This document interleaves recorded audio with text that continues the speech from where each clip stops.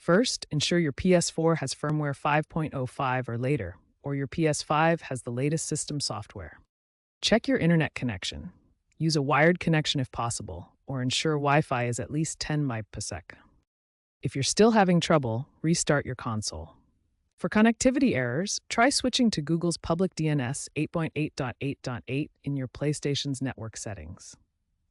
Finally, make sure the Roblox app is updated by checking the PlayStation Store for patches.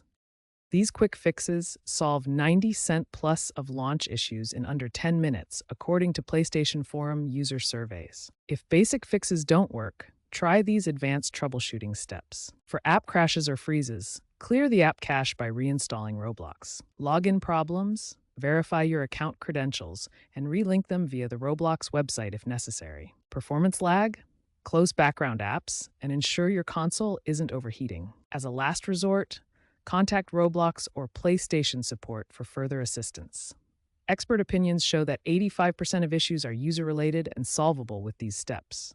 Remember, the Roblox app is under 2 gigabytes, runs up to 4K on PS5, and is free to download from the PlayStation Store, so accessibility isn't typically the issue.